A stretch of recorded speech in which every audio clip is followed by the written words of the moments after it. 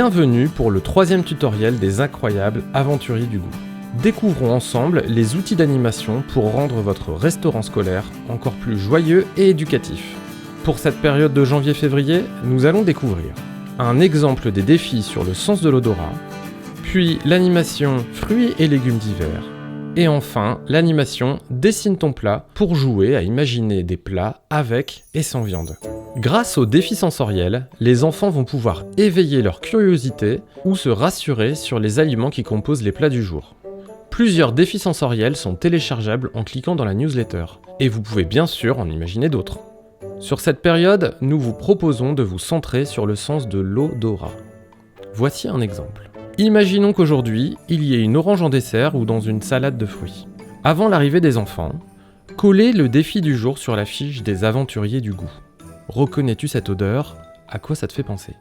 Préparez un flacon à odeur en y glissant la peau d'une orange roulée dans un peu de papier absorbant.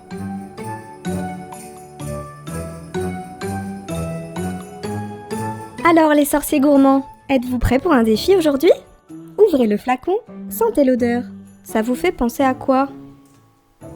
C'est de l'orange. Super! Maintenant, vous connaissez ce qui se trouvera dans votre dessert. Je te mets un petit tampon sur ta fiche défi. Merci Charlie et bravo les jeunes aventuriers. Passons à l'animation sur les fruits et légumes d'hiver. Cet atelier a pour objectif de permettre aux enfants de se concentrer sur la saisonnalité. Choisissez un menu avec plusieurs aliments d'hiver. Vérifiez que ces légumes soient présents sur la fiche d'animation. Voilà une recette avec des légumes d'hiver cachés dedans.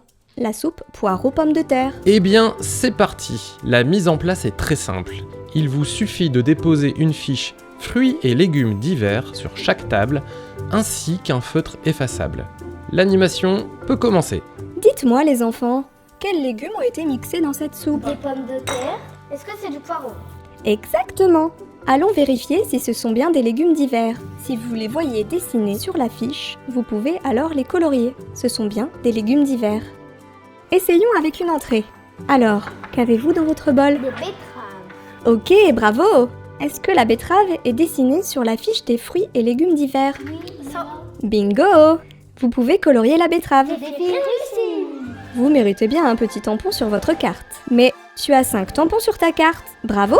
Tu as le droit au badge du goûteur novice. Encore 10 défis réussis et ils seront goûteurs légendaires. Ils sont bien partis.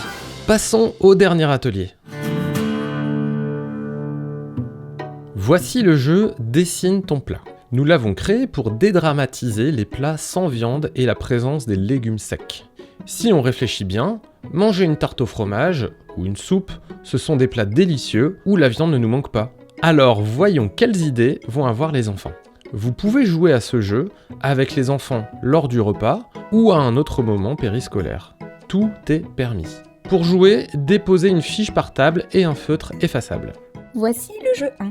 Imagine en silence ton plat préféré. Puis, entoure sur la fiche les ingrédients qui le composent. Tu as aussi le droit de dessiner les indices au milieu de la page, par exemple des formes ou des ingrédients qui ne sont pas forcément en photo sur la fiche. As-tu trouvé son plat mystère? Dans un but. Bravo, bien joué! Si vous voulez continuer, il y a 3 variantes à ce jeu. Par exemple, faire deviner un plat avec 2 légumes ou plus, ou encore un plat avec 1 légume sec ou plus, et enfin, un plat sans viande ni poisson. Et encore un tampon pour nos petits champions! Une fois le principe du jeu compris par les enfants, ils peuvent continuer en autonomie. J'espère que ce tutoriel vous a éclairé sur le fonctionnement de ces animations. Nous restons à votre disposition si vous avez des questions pour des conseils côté organisation, côté matériel. Si en attendant vous souhaitez animer d'autres ateliers sur la thématique alimentaire, visitez notre site papille.net. Vous y trouverez plein d'idées pour continuer à découvrir les aliments avec les enfants. Bonne aventure savoureuse à vous!